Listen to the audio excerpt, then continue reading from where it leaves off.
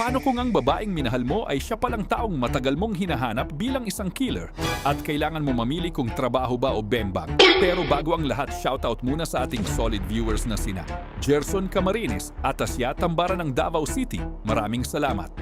Nagsisimula ang pelikula sa isang ospital kung saan may isang babaeng pasyente na bagong opera ang hindi pa rin nagigising dahil sa anesthesia. Ngunit sa halip na alagaan ito ay may isang doktor na sinamantala ang kanyang kahinaan at gumawa ng isang karumaldumal na krimen. Hindi pa siya nakontento at tinawag pa niya ang dalawa niyang kasamahan para gawin din ang parehong bagay. At kahit alam ng babae ang nangyayari ay wala siyang magawa dahil hindi niya maigalaw ang kanyang katawan. Kalaunan ay kumalat ang balibalita tungkol sa ginawa ng tatlong doktor. Ngunit imbes na maparusahan, ay lalo pa silang umangat sa kanilang mga posisyon. Lumipas ang 10 taon kung saan ang department head na tatawagin nating Boss Toyo ay nakipagkita sa isang bebot na babae sa isang hotel upang magpainit. Akala niya ay isa lamang itong ordinaryong pakikipagdigma sa kama. Ngunit hindi niya alam na may ibang pakay pala ang babae sa kanya. Nang subukan niyang hawakan ito, ay agad siya nitong itinali sa kama. Ngunit natuwa pa ang amaw sa pag-aakalang parte pa rin ito ng kanyang kalibugan. Hanggang sa biglang inilabas ng babae ang isang kutsilyong nakatago sa kanyang hita at paulit-ulit siyang sinaksak nito hanggang sa tuluyan siyang matudas. Matapos ang pagpaslang, ay kalmado lamang na umalis ang babae na parang walang nangyari. At nang siyasatin ng mga investigador ang bangkay, ay nagulat ang mga ito dahil sa 4 na saksak na eksaktong tumama sa bawat mahahalagang ugat ng tao. At dahil maliliit ang mga sugat, ay napag-isipan nilang sinadya ng killer na pahirapan ang biktima upang pagdusahan muna nito ang sakit bago mamatay. Dahil dito ay napagtanto ni Detective Kim na hindi basta-basta ang galit ng killer. Dahil naniniwala siyang tila may malalim itong dahilan kung bakit niya chinurba ang doktor sa ganitong paraan. At nang simulan nilang imbestigahan ang hotel, ay nakakuha sila rito ng mga ilang CCTV footage. Ngunit nang makita nila ang babae, ay nakasuot ito ng sombrero at hindi malinaw ang mukha. Kaya't hindi pa rin nila malaman kung sino ang misteryosong babaeng nasa likod ng brutal na pagpaslang.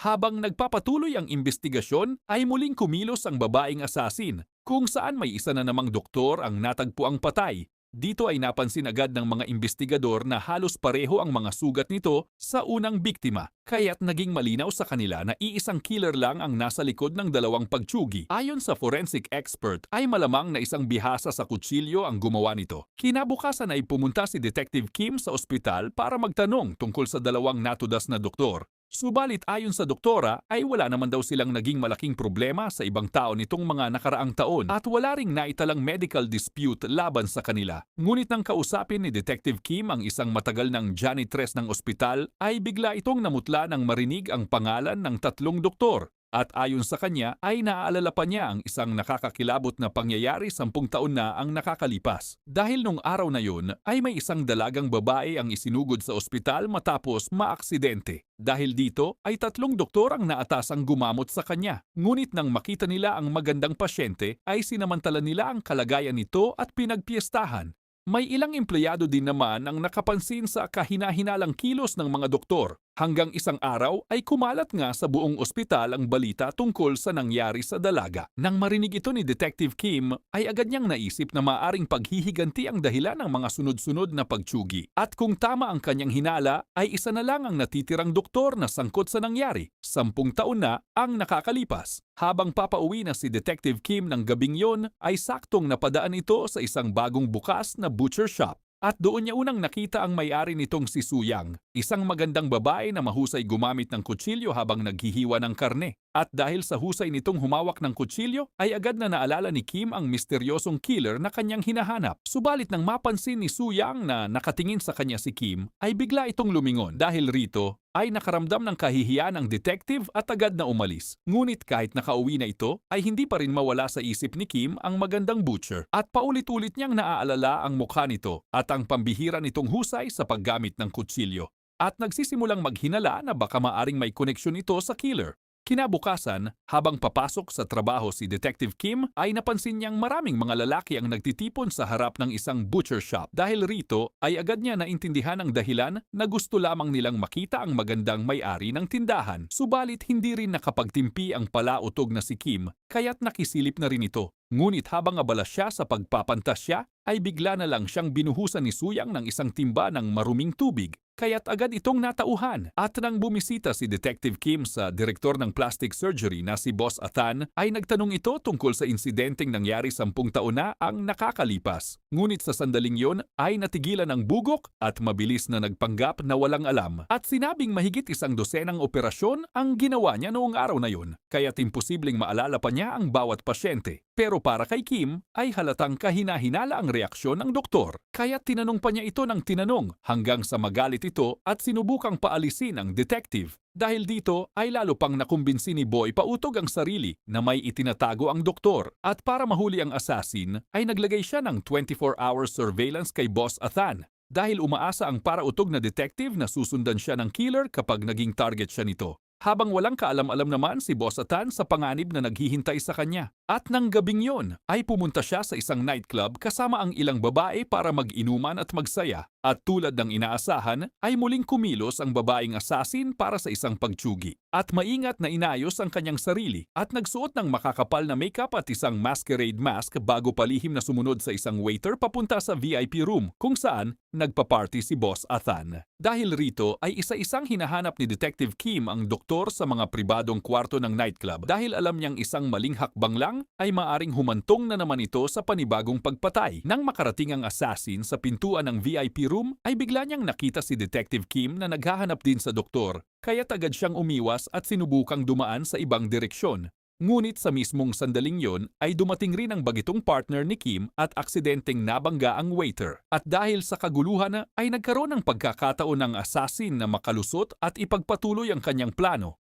Pagbalik niya sa presinto ay paulit-ulit na pinanood ni Kim ang CCTV footage at kahit nakamaskara ang babae ay malinaw pa rin ang kanyang kakaibang ganda. At nang ikumpara niya ito sa mga ebidensyang naiwan sa mga pinangyarihan ng krimen ay lalo siyang nakumbinsi na ang babaeng hinahanap nila ay maaring ang dating biktima. 10 taon na ang nakalipas at bukod pa roon ay may natuklasan ang kanyang batang partner sa mga lumang medical record at lumabas na noong araw ng insidente ay iisa lamang ang babaeng pasyente na isinailalim sa anesthesia sa ospital at makalipas ang ilang taon ay pinalitan ng babaeng yon ang kanyang pangalan na Sujin at dahil sa kanyang kagandahan ay nagawa nitong makapasok sa showbiz at unti-unting sumikat hanggang maging isa sa mga pinakakilalang artista sa bansa. Dahil dito ay agad na ipinatawag ni Detective Kim si Sujin sa presinto para sa investigasyon. Subalit pagdating niya sa police station ay agad namang nagpautog ang mga pulis dahil sa kanyang kagandahan at kaseksihan. Sa interrogation room, ang unang tinanong ni Kim ay kung kilala ba niya ang 2 doktor na tsinurba noong nakaraang linggo. Ngunit mariing itinanggi ni Sujin na hindi niya ito kilala maliban lamang sa isang doktor na nagngangalang Athan. Inamin ni Sujin na nakasama niya ang amaw na yon kamakailan sa isang television program dahil isa rin itong kilalang tao sa larangan ng plastic surgery. Kaya't dito na tinanong ni Kim si Sujin ang tungkol sa nangyari sa kanya 10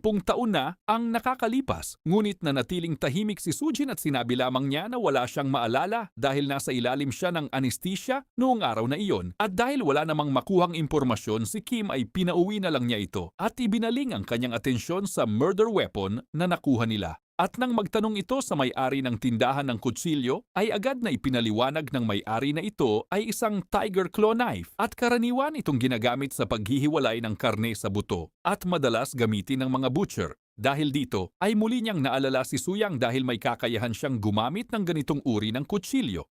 Kinagabihan ay agad siyang nagtungo sa butcher shop para alamin kung may koneksyon ba si Suyang sa mga pagpatay. Ngunit bago pa ito makapasok ay nakasalubong niya ang isang matandang babae na may kakaibang pabango at dahil sa amoy na yon ay naging pamilyar ito kay Kim ngunit hindi niya maalala kung saan niya ito unang naamoy. Pagpasok niya sa tindahan ay nakita niya ang magandang may-ari na si Suyang at sa halip na magtanong tungkol sa investigasyon ay tinigasan na naman ito at nagsimulang mailang dahil sa kagandahan ng babae. At dahil sa sobrang pagkabigla ay napabili na lamang siya ng isang buong ulo ng baboy upang hindi mahalata. Kinabukasan ay muli siyang napadaan sa butcher shop at nang makita siya ni Suyang na palaging nakatambay sa labas ay inakala nitong isa siyang manyakol. At kahit anong paliwanag ni Kim na isa siyang detective ay hindi pa rin ito naniwala at pinagbantaan na tatawag siya ng pulis. Dahil hindi niya makausap ng maayos si Suyang ay bumalik si Kim sa doktor na si Athan. dahil alam niyang isa ito sa mga doktor na posibleng sangkot sa panggagahasa 10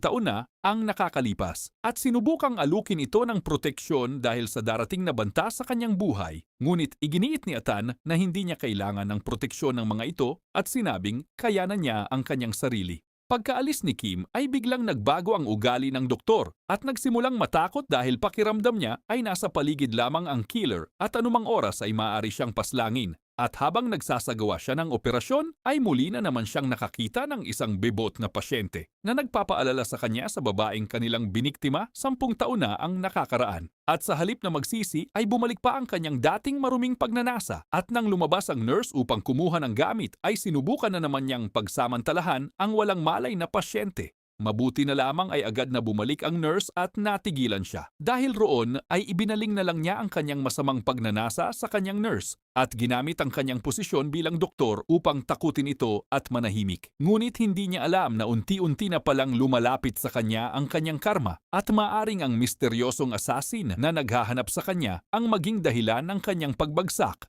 At nang gabing yon ay muling dumating ang matandang babae sa butcher shop at tila may ipinapautos kay Suyang. At habang nagpapark si Boss Atan sa grahe ay napansin niya ang mga ilaw na kumikislap at agad na naramdaman na may mali sa paligid. At mula sa isang sulok ay nagtatago na pala roon ang killer at naghihintay ng pagkakataong umatake. Ngunit bigla namang dumating ang anak nitong babae kasama ang isang security guard kaya't napilitan munang umatras ang killer. Gayunpaman ay hindi ito sumuko at nang gabing ding yon ay tuluyan na itong nakapasok sa bahay ng manyakol na doktor at doon ito tuluyang inatake. Subalit agad namang dumating si Detective Kim at ang kanyang mga kasama matapos makatanggap ng tawag. Mabuti na lamang at nakaligtas ang bugok na doktor matapos siyang masalina ng dugo. At nang makausap niya sila Kim ay sinabi niya sa mga ito na habang naglalaban sila ng killer ay nagawa niya itong masugatan sa hita. Dahil sa nalaman ay agad na pumunta si Kim sa butcher shop. At nagkunwaring bibili lamang ng karne habang palihim na tinitingnan si Suyang kung may sugat ito sa hita. At dahil naiilang siya sa magandang babae, ay kung ano-anong dahilan na lang ang ginawa ni Kim para manatili sa tindahan. Ngunit bago siya umalis, ay napansin niyang bahagyang paika-ikang maglakad ang babae. Kaya dito naalala ni Kim na sa kanang hita rin na sugatan ng assassin na lalo pang nagpahinala sa kanya na si Suyang ang misteryosong killer. At para makasiguro, ay gumawa si Kim ng isang plano kung saan inimbitahan niya si Suyang na kumain at sinubukang tingnan ang kanyang hita.